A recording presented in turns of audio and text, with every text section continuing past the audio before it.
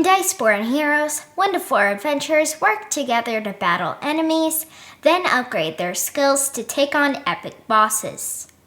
Diceborn Games provided this copy in exchange for an honest review. Diceborn Heroes has a lot to it, so let's jump right into the first gameplay phase, the quest phase. Reveal the quest card, follow its instructions, reveal a first level monster for each hero. Quest cards may have special effects or instructions and a spot to lock a die. Often, your choice will be to lock a die for an ability during the combat phase or get a bonus after the battle.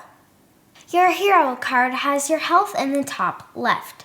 If you lose all of your health, discard the top card of the attack deck. Your only available action now is to roll at the beginning of the next round. If you roll doubles or an ally brings you back to life, you jump back into action. Either way, you return with 1 health point left. Under health is your available dice. The bottom left shows your hero token ability.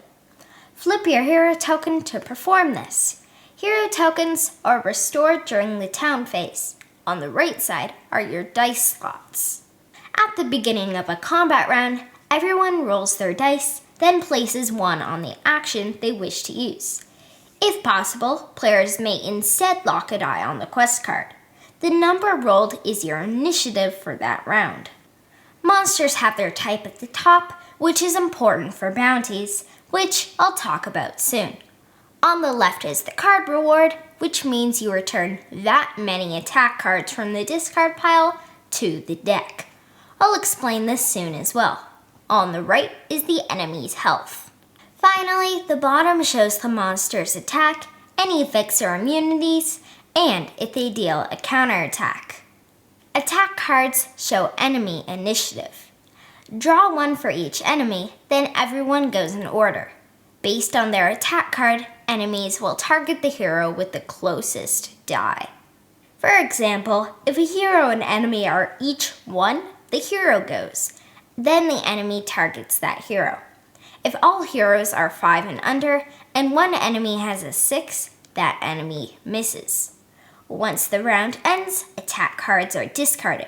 The attack deck is your game timer. If the pile runs out, and you cannot draw another one, you lose. At the start of the game, you'll draw 2 bounty cards and choose 1 to keep.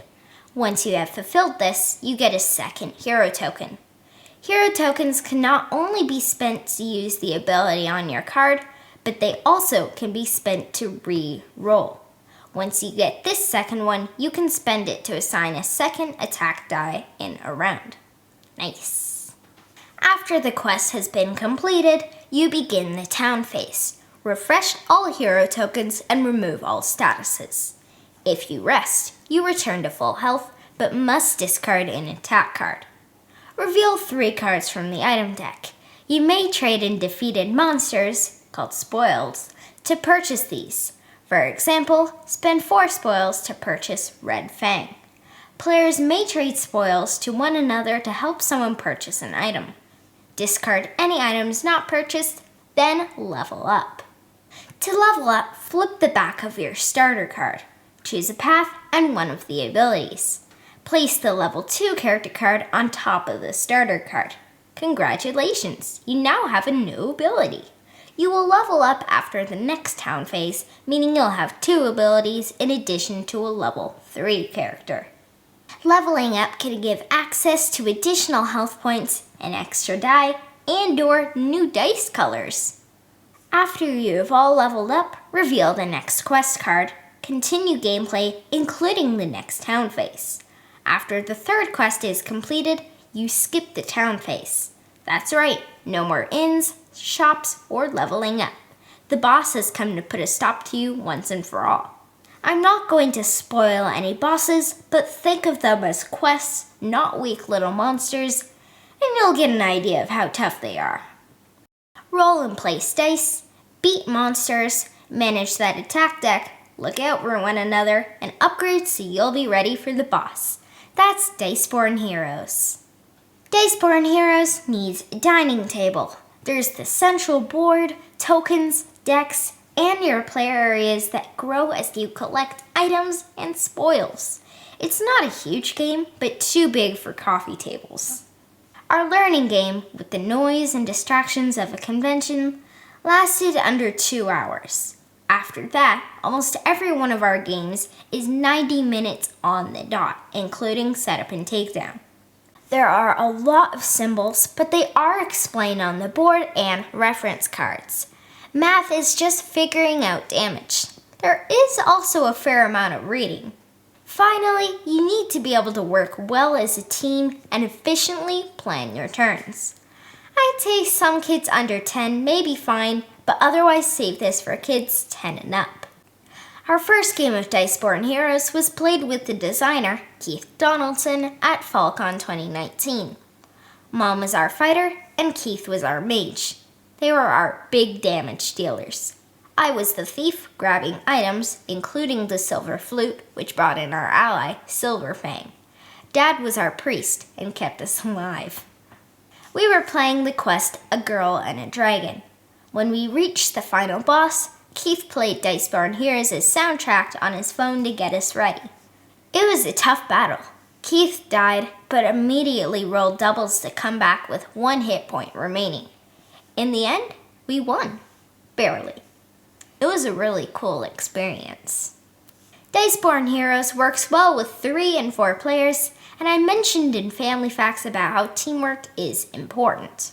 Between battles, you'll have the opportunity to rest and heal, but this eats away at your timer, which I'll talk about soon. You'll also be trading spoils to help others accomplish their bounties and visit the item shop. This works well and feels like the video games that inspired it. You're going to have luck in a game where you're drawing cards and rolling dice, but there are plenty of ways to mitigate the luck. First, you have your hero tokens. Second, you will always be able to do something.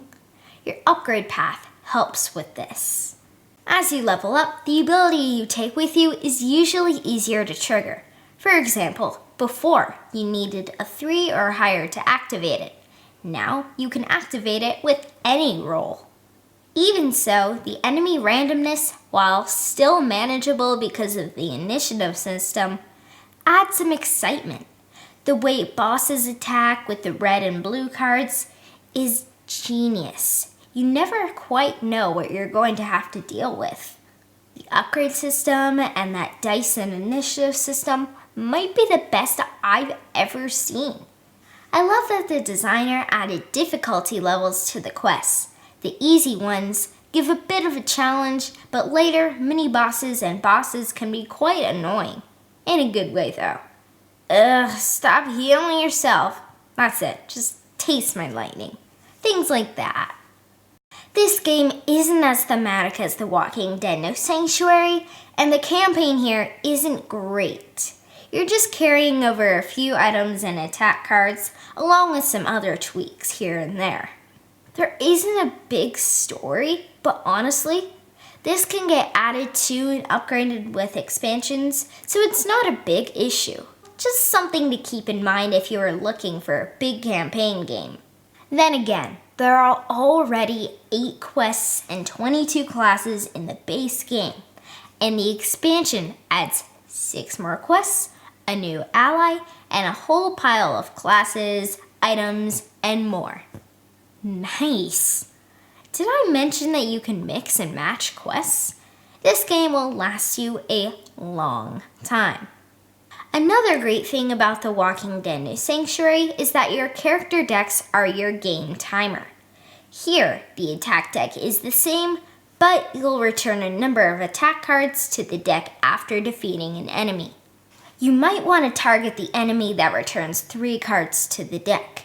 But wait, another enemy is going to hit 3 of us, and that third one is going to go first and kill Dad. I love this. The art and graphic design aren't attractive, though the dice are nice enough. I could actually see the art hurting the game. Also, the rulebook is only okay. It has some great ideas, such as the glossary, a hero class tree, variants, and so on. I haven't read a lot of rulebooks, but I think this could be cleaned up. Diceborn Heroes is a co-op game where teamwork actually matters. Trading spoils between battles, figuring out how to use those dice, and knowing when to flip your hero tokens are the difference between winning and losing. I love the variability thanks to the character decks and brilliant level up system. The dice placement and initiative system is also really smart. Diceborn Heroes is a really good game that is brought down by its components. The rulebook is the easier fix, but the art and graphic design is harder. I'd hate to see this get ignored because of the way it looks or when people flip through the rulebook. Hopefully, a second edition comes out and this game can be a big success. I think it deserves to be.